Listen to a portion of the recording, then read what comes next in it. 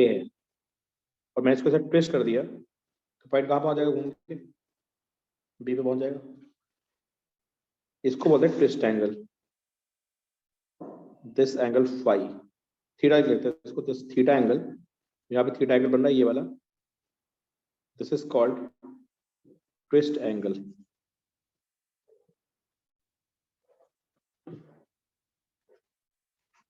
ठीक है,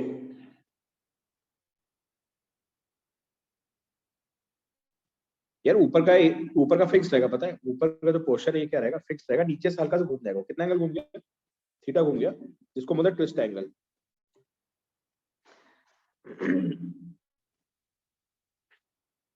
अच्छा, घुमाने के पता क्या करना पड़ता है, जैसे फोर्स होता है ना, या किसी चीज को ट्विस्ट करने में टॉर्क देना पड़ता है ना। देखो टॉर्क, वर्ड से आप लोग बहुत फेवरेट नहीं हो, मैं आपको थोड़ा बहुत आइडिया दे दूं कि टॉर्क क्या होता है। जैसे कोई ये रॉड है, ठीक है, और मैंने यहाँ पे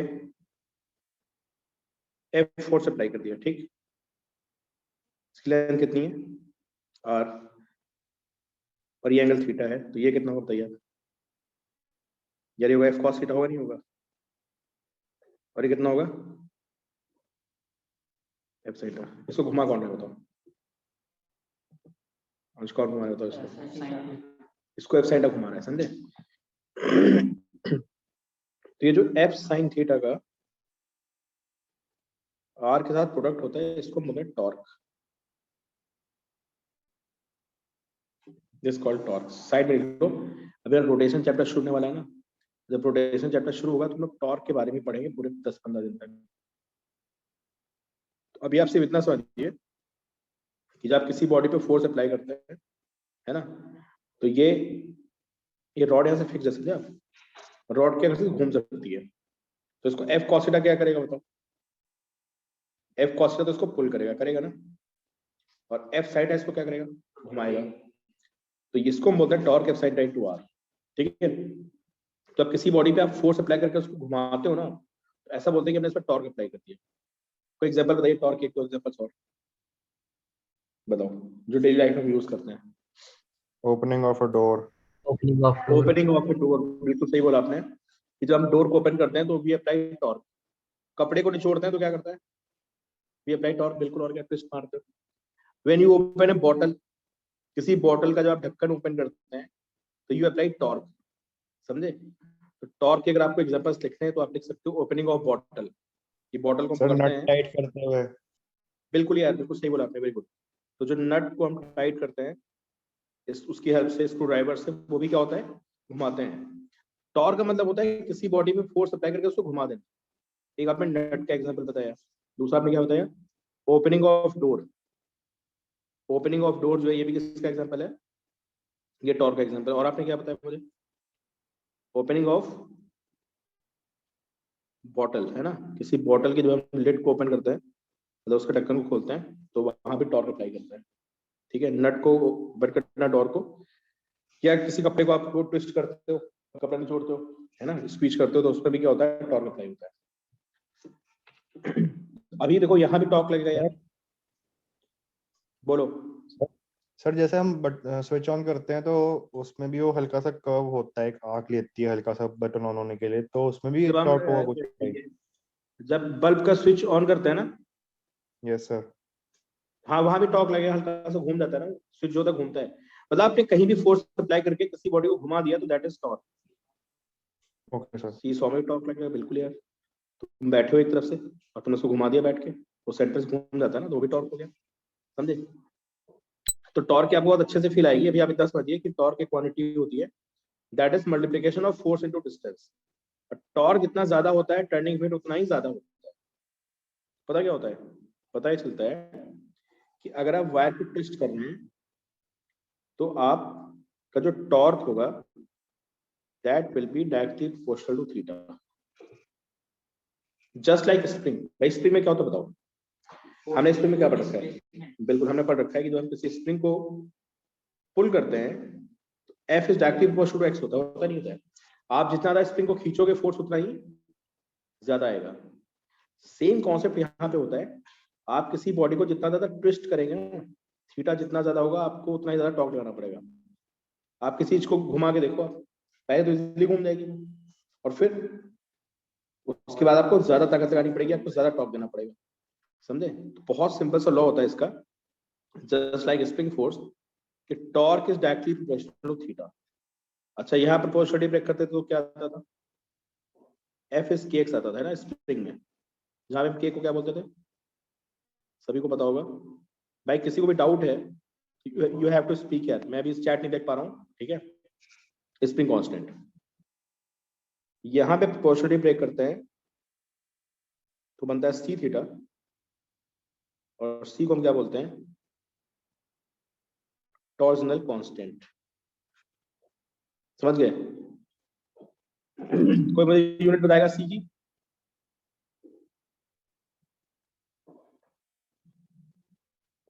अच्छा, कोई टॉर्क यूनिट बताएगा मुझे क्या होता है?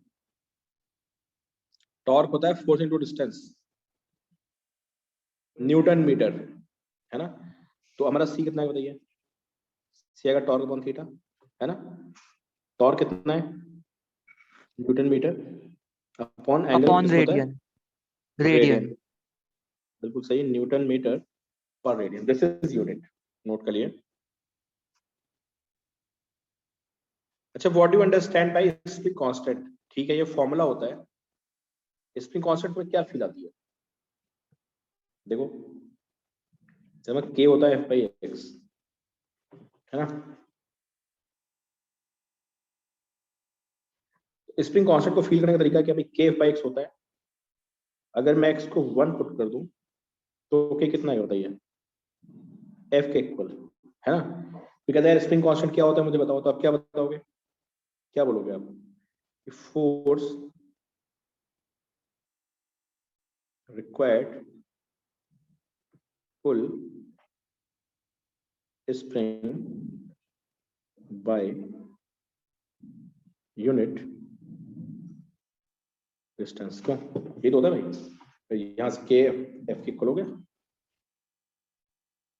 क्या आपको क्या बताता है कि किसी स्प्रिंग को 1 मीटर खींचने के लिए या 1 सेंटीमीटर जैसे उसकी यूनिट है, वो तो उसके लिए कितना फोर्स चाहिए, ये क्या बताता है? के का यही मतलब होता है।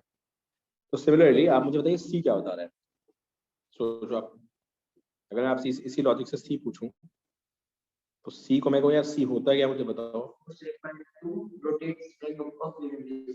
हाँ, एंगल कर देंगे यहाँ पे और वहां पे फोर्स के टॉर्क कर देंगे, ठीक है? तो अगर मेरा थीटा 1 हो गया, 1 रेडियन हो गया, है ना? तो बताइए मेरा सी किसके खुला जाएगा? मैं टॉर्क के खुला जाएगा। कोई पूछता भाई सी क्या होता तो क्या बोलेंगे?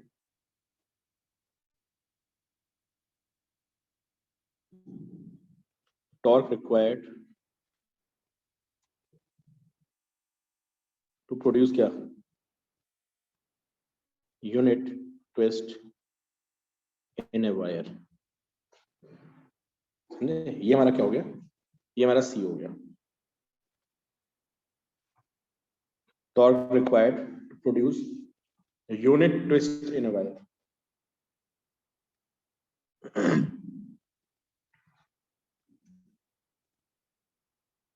तो आप लोगों से बोले सर यहाँ बहुत सी रटने वाली चीजें है, भाई इस चैप्टर में है रटने वाली चीजें, क्योंकि वो चीजें बड़ी कॉम्प्लेक्स है ना, इस लेवल पे हम उनको समझ नहीं सकते हैं, हमें रटना पड़ता है।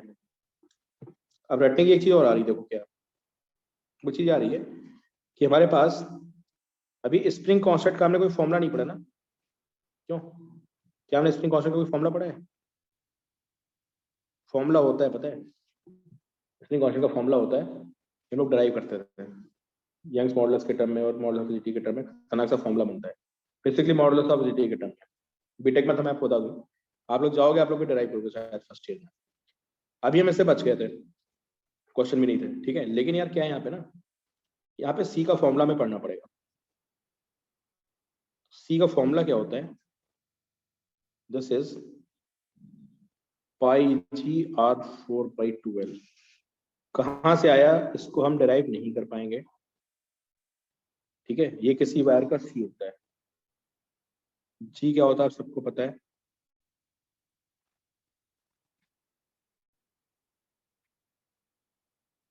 रिजिडिटी, आर क्या होता है इसकी, रेडियस, एल हुई इसकी लेंथ।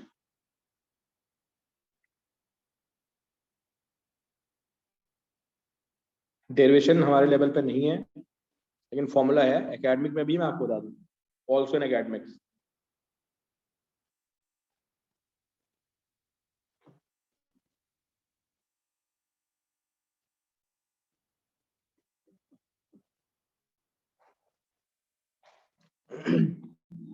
चलो एक क्वेश्चन का मुझे आंसर देखें, कौन बच्चा मुझे आंसर देता है कि which stress is produced when wire is twisted, which stress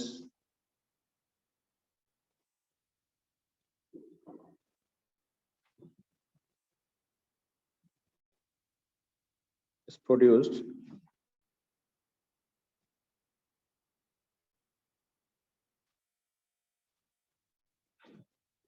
when wire is twisted, बताओ। Sir shear stress। बिल्कुल सही बोला यार आपने, होता क्या पता है, तो ये वायर हो गया, समझे। तो वायर को आप क्या जो करो कि बहुत सारी छोटी डिस्क से मिलकर बना हुआ, समझे। ये डिस्क हो गई, फिर ऐसे बहुत सारी डिस्क हैं ऐसे,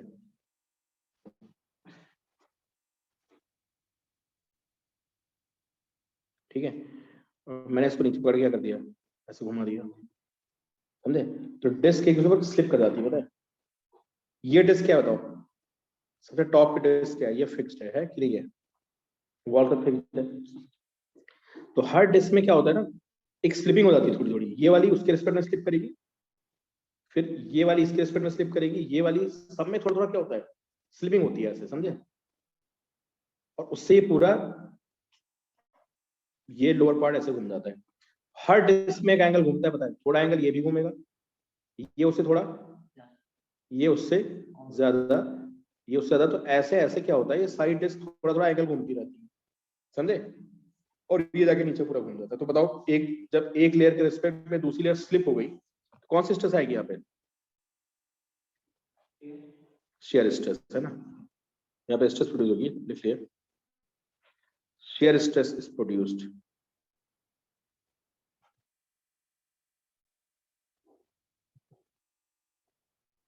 भाई किसी को डाउट है, without hesitation you can speak, समझे। यहाँ पे सब लेयर्स एक दूसरे पे स्लिप कर रही हैं, इसीलिए फॉर्मूले में देखो आया क्या, बताओ। सी के फॉर्मूले में क्या है, मॉडुलस ऑफ रिजिडिटी आने का मतलब ये यहीं से हिंट मिल रही, क्या हिंट मिल रही है मुझे, कि लेयर्स पे आपस में क्या हुई होगी, स्लिपिंग हुई होगी, समझे।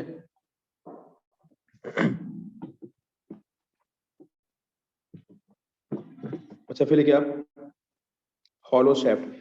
अच्छा अब आप सोचो हम लोग क्यों पढ़ रहे हैं, इसका यूज कहाँ पे होता होगा, गेस करिए आप। जैसे हम लोग ये पढ़ रहे हैं, ये ट्विस्टिंग पढ़ रहे हैं, है ना, तो इसका कहाँ पे यूज होता होगा। जैसे यंग्स मॉडल्स तो हमें समझ आता है कि यंग्स मॉडल्स क्या बताता है कि अगर कहीं पे आपने किसी बॉडी पे क्या अप्लाई किया है, आपने फोर्स अप्लाई किया है ना, तो फोर्स अप्लाई करने में बॉडी में क्या होगा, कितना इलॉन्गेशन होगा। इसका तो बहुत ज्यादा यूज है। कैसे, आप किसी भी मशीन को बनाओगे, आप ब्रिज को बनाओगे, कहीं भी बनाओगे, जहां भी आप आयरन लगाओगे ना, वहां आपको ये चीज कैलकुलेट करनी पड़ेगी। क्या यंग्स मॉडल्स के बिना काम ही नहीं चलेगा कि भाई हमने एक लोहे की बीम डाल दी, उसके ऊपर हमने एक पूरी छत बना दी, है ना, तो उस बीम पे लोड आएगा नहीं आएगा, हमें यंग्स मॉडल्स की जरूरत पड़ेगी, ठीक है। बल्क मॉडल्स कहाँ पड़ती जरूरत, या जहाँ पे कहीं पे प्रेशर अप्लाई हो रहा है, कोई लिक्विड भरा हुआ है ना, वहां पे बल्क मॉडल्स की जरूरत पड़ेगी, ठीक है।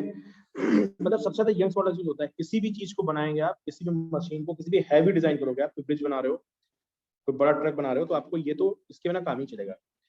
कोई मुझे बता सकता है कि मॉडल्स ऑफ रिजिडिटी का कहाँ पे यूज होगा।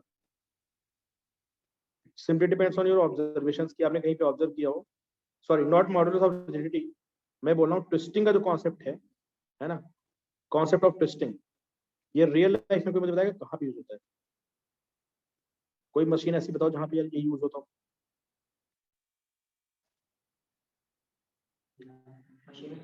यार ट्रक देखा है, ट्रक, ट्रक में कभी ध्यान से देखना कि जो ट्रक का जो फ्रंट पार्ट होता है ना ट्रक का, है ना, जैसे ये व्हील हो गया ऐसे ऐसे, है ना, यहाँ पे जो ट्रक का इंजन कहाँ पे होता है ट्रक में, बताओ क्यों? इसका इंजन कहाँ पे होता है? इंजन इसका आगे फ्रंट में होता है ना, क्योंकि अंदर से ट्रक बन गया है, ठीक है। तो कभी देखना आप इसमें एक लंबी सी रॉड लगी रहती है बीच में, देखिए कभी आपने? वो रॉड घूमती रहती है, पता नहीं आपने देखा नहीं देखा, कभी आप स्कूटी चलाते हो, ध्यान से देखना, आगे इंजन में पावर डेवलप होती है। अच्छा किसने देखा है, कोई बताएगा मुझे, कोई हाँ ना करके? यस सर, देखा। देखा है? Yes, sir, देखा है. ठीक है, देखा आपने है देखा सर। होगा। Good good. कार में नहीं होती, ना ना, कार में तो पावर देनी नहीं पड़ती, कार में तो पावर कहाँ पे होती है? अगले पहिए पे होती है, इसका तो डमी की तरह होता है। लेकिन ट्रक में क्या होता है ना, वो पावर पीछे ट्रांसफर करनी पड़ती है। तो देखना आप, उसमें लोहे की रॉड लगी रहती है, पता क्या करती है, उसको आगे इंजन घुमाता है, किधर, जो आगे इंजन होता है वो उसको घुमाता है रॉड को, वहां से पावर कहाँ जाती है? पीछे। तो यहाँ पे टेस्टिंग हो रही है, समझे?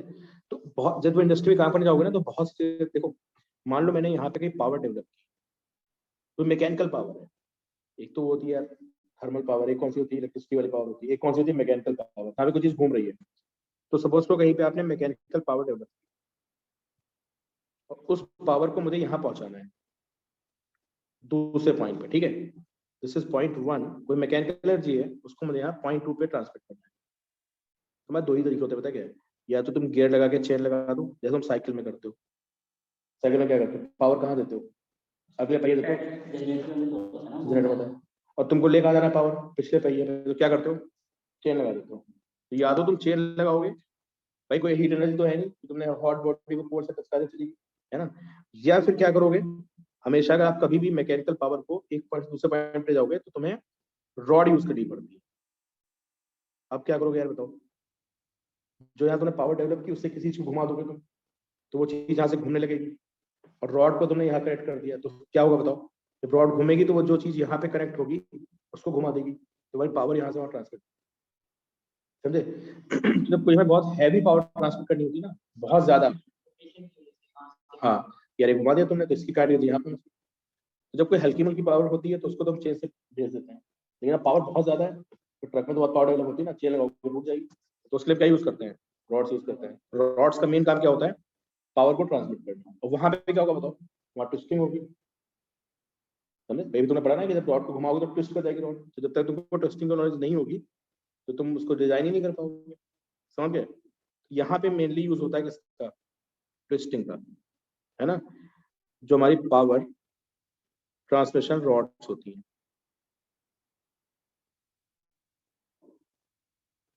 क्योंकि ये मजबूत होती है बहुत ज्यादा, है ना? चेन वेन में तो बहुत लिंक होती है, चेन के खराब होने के चांसेस ज्यादा होते हैं, तो लिंक टूट जाएगी। बाइक में हल्की पावर होती है ना, चेन लगी होती है, ट्रक में चेन थोड़ा लगा दोगे, ताकि ट्रक में भी काम कर सकते हैं चेन लगा के, लेकिन चेन के टूटने का डर ज्यादा रहेगा। प्लेन में तो यार अलग, तो जेट इंजन से उड़ता है। ये पॉइंट क्लियर हुआ? फिर इसमें आता है हॉलो शैफ्ट।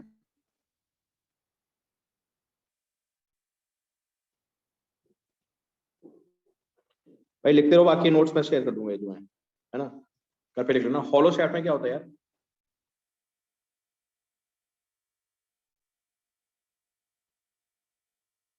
बीच से थोड़ा सा क्या होता है ना,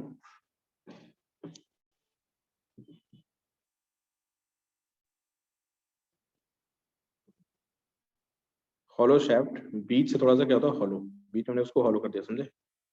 ऐसे। इसका जो सी होता है, इसमें इनर रेडियस तो R1 हो गई,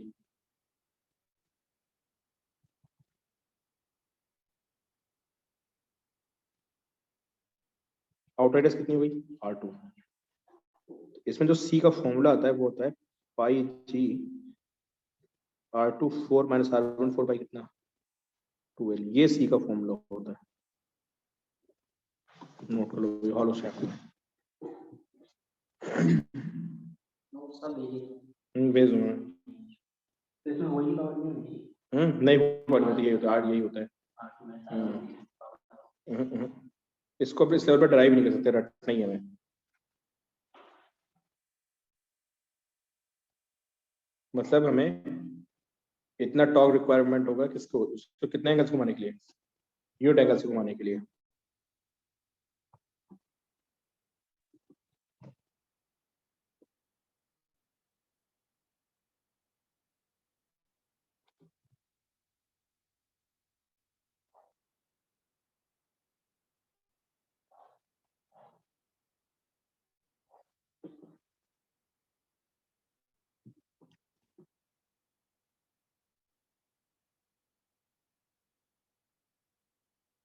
फिर एक नाप twist angle and shear angle.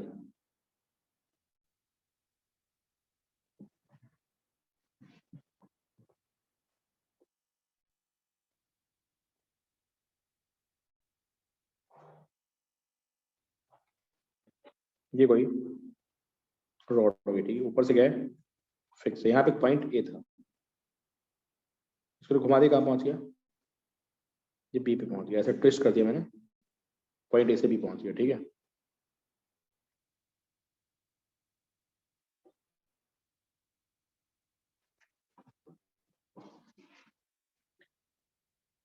ये इसका सेंटर हो गया,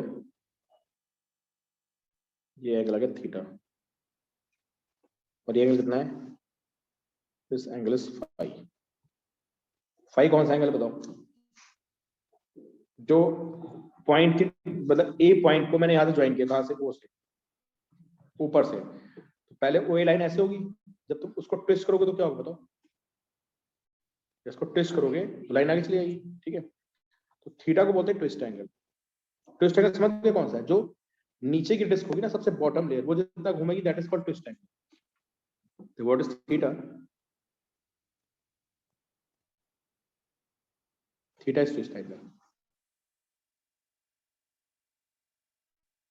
और ये आपकी जो लाइन है, तो यहां से यहाँ घूम गई ना ऊपर, तो समझ गए ना आप, जैसे कोई रॉड है, उसमें एक लाइन बना दो आप, किसी रॉड में एक डायरेक्ट सीधी लाइन बना दो, बिल्कुल स्ट्रेट, कलर कर दो, फिर रॉड को ऊपर टॉप से फिक्स करो, रॉड कैसे घुमा दो, तो लाइन क्या होगी, लाइन भी घूम जाएगी यार। तो लाइन जितना घूमती है, दिस इज कॉल्ड क्या, shear angle. What is phi,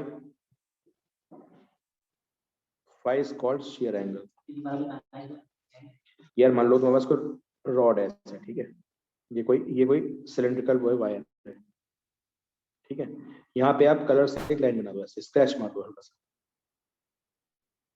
ठीक है, फिर तो उसको बॉडी घुमा दो ऐसे, तो क्या होगा बताओ, हाँ तुमने इसको ऐसे ट्विस्ट कर दिया, तो लाइन हल्का सा ऐसे हो जाएगी ना यार, अभी भी स्ट्रेट ही रहेगी, स्ट्रेट पर हल्का घूम जाएगी जैसे। मान लो किसी चीज में एक लाइन बनी हो, किसी सिलेंडर ले लो आप, हल्का सा ट्विस्ट कर देंगे थोड़ा, उसके बातों को भी कंसीडर नहीं करते हैं, बट रहेगी उसको स्ट्रेट ही ऑलमोस्ट, ठीक है। तो ये तुम्हारा एंगल होता है, इसको हम क्या बोलते हैं, this is called shear angle, इसको हम क्या बोलते हैं, ट्विस्ट एंगल।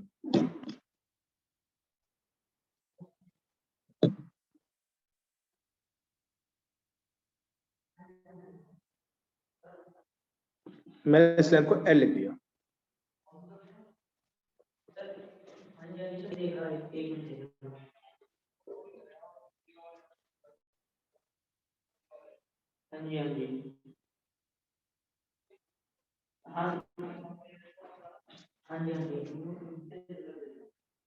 अच्छा सभी को समझ आ रहा है, A B is R theta, क्यों भाई, कुछ अगर बात समझ में आई, A B is R theta,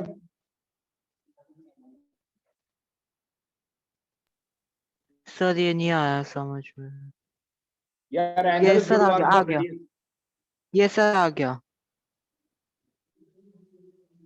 angle is good to arc upon radius, arc कितना होगा यार, आर्क होगा एंगल इनटू रेडियस, समझे, तो इसकी ये रेडियस सर कितनी आ है, गया। ठीक है। भव्य क्लियर हुआ, भव्य है यहाँ पे, नहीं है भव्य, भव्य नहीं है, गौरी, यस सर। ठीक है, तो A B is R theta, ठीक है। अच्छा जो इसकी लेंथ है वो एल है, तो ये लेंथ हमारी एल होगी, पता है, जो हमारी लाइन ओ ए है, ओ ए और ओ बी की जो लेंथ होगी, O A is equal to O B is equal to L, ठीक है। सिलेंडर की लेंथ एल है, लिखना R is radius of cylinder, L is its length. एक बात बताइए मुझे, अगर मैं लिखूं A B is equal to L phi, Vedant ये समझ में आ रहा है, यस सर। यहां भी हमने वही फॉर्म लगा दिया, कौन सा, angle is equal to arc into radius, समझे? तो ए बी को निकालने के दो तरीके हो गए, एक हमने थीटा से निकाल दिया, एक हमने फाई से निकाल दिया। ठीक है, आगे नहीं चला है, आगे बंदा, ठीक है वो आगे तो बताना। ए बी कितना हो गया आर थीटा, और यहां से ए बी की वैल्यू कितनी आ गई L5। अगर हम दोनों को इक्वल करते हैं तो R theta is equal to L5। ये इनमें रिलेशन आ गई। सारे बच्चे देखें, किसको डाउट हो तो बताइए, this is very important relation. Twist angle और शियर एंगल में डिफरेंस होता है। शियर एंगल का मतलब होता है कि कोई जो ऊपर की लेयर है वो कितना शिफ्ट हो गई। जो सिलेंडर के ऊपर की एक लाइन थी, है ना, उस लाइन में जो ट्विस्ट आया दैट इज कॉल्ड भाई शियर। शियर हमारा यही तो होता था। शेयर में क्या होता था कि नीचे जैसे हमने उसमें बनाया था शेयर एंगल, आप याद करिए क्यूब में, तो आपको क्या बताया था कि क्यूब में जैसे आप फोर्स अप्लाई करते हुए ऐसे, तो फोर्स अप्लाई करते हुए आपका क्यूब ऐसे हो जाता है। इस एंगल को हम क्या बोलते थे, this is called shear angle, है ना। वही कहानी यहाँ भी है कि वहां पे क्या था, ये वाली लाइन घूम के ऐसे हो गई थी, पता है, इसको हम शेयर एंगल बोलते थे। तो यहाँ पे वही सीन है कि हमारी कोई लाइन है घूम के वो भी हो गई, तो this is called shear angle. R theta is L5। तो ट्विस्टिंग का एक नया कॉन्सेप्ट है यार, है ना, और ये प्योरली किस पे डिपेंडेंट है, मॉडुलस ऑफ रिजिडिटी पे।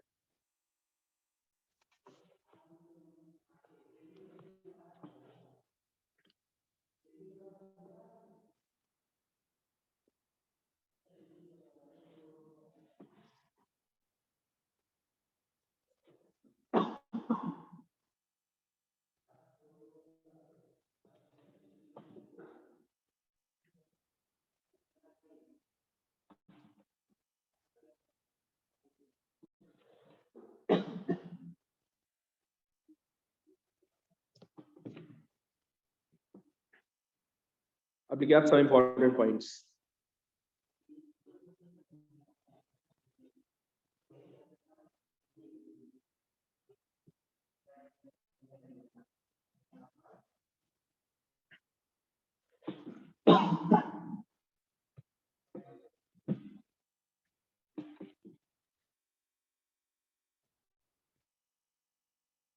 ठीक है, आप वेरिएशन ऑफ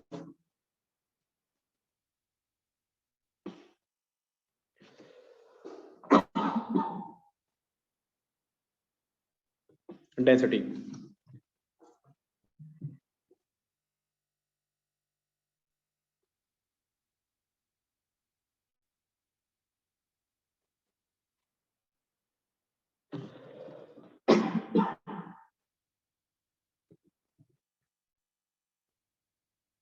या मैंने किसी बॉडी पे बाहर से प्रेशर अप्लाई कर दिया, तो प्रेशर अप्लाई करने पे आप सबको पता है वॉल्यूम डिक्रीजेस।